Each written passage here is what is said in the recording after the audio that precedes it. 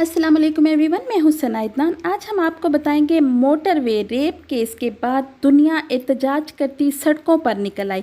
ना सिर्फ आम लोग बल्कि एक्टर्स भी सड़कों पर निकल आए। उन्होंने एहतजाज शुरू कर दिया कि औरतों को इंसाफ चाहिए, औरतों को तहफ़्फ़ुज़ चाहिए। इन एक्टर्स में सबसे आगे माहिरा खान, सारा खान, इदनान सदीकी और इसके अलावा भी बहुत सारे एक्टर्स थे। यहाँ तक कि कुछ एक्टर्स ने तो कहा कि अगर इंसाफ ना मिला, औरत को तहफ़्फ़ुज़ ना मिला तो वो ये मुल्क भी छोड़ देंगे। सबसे पहले हम आपको बताते हैं इदनान सदीकी के बारे में। इदनान सदीकी इस माशरे में औरत बराबर की हिस्सेदार है, औरत की इज़्ज़त करनी चाहिए। ये नहीं कि एक औरत का रेप होता है और उसके बाद उसे मज़ीद सवालात करके तकलीफ़ दी जाए। वो बहुत गुस्से में थे। उन्होंने कहा कि ऐसी औरत से बिल्कुल भी सवालात नहीं करने चाहिए कि वो पहले ही तकलीफ़ में है और वो मज़ीद तकलीफ़ झेले। इसके अलावा सारा खान, जो कि एक मशहूर एक्ट्रेस और मॉडल हैं, सारा खान ने कहा कि मैं जब भी बाहर जाती हूँ मेरे साथ 2 गार्ड्स होते हैं। जिन औरतों के साथ गार्ड्स नहीं होते उनका रेप हो जाता है। सारा खान का कहना है कि मेरा एक मैसेज है प्राइम मिनिस्टर साहब को कि कोई एक्शन ना लिया गया तो फिर मुझे नहीं लगता ज़िंदगी में कभी भी इस बारे में कुछ हो सकता है। और उनका कहना है कि मुझे नहीं लगता कि फिर मैं इस मुल्क में रहूं। अगर यहाँ पे औरत को तहफ़्फ़ुज़ नहीं मिल सकता तो इस मुल्क में रहने की कोई ज़रूरत नहीं। उसके बाद बात करते हैं माहिरा खान की।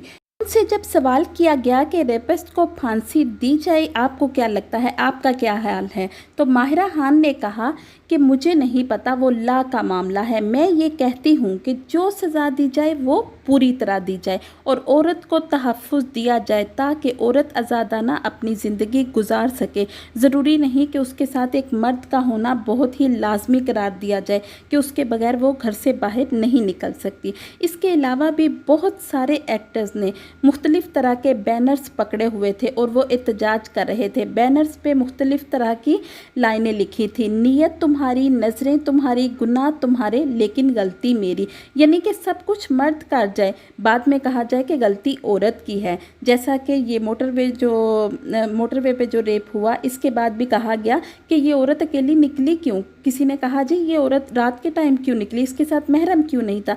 तो ऐसी बातें की जाती हैं, मर्द की गलती नहीं मानी जाती।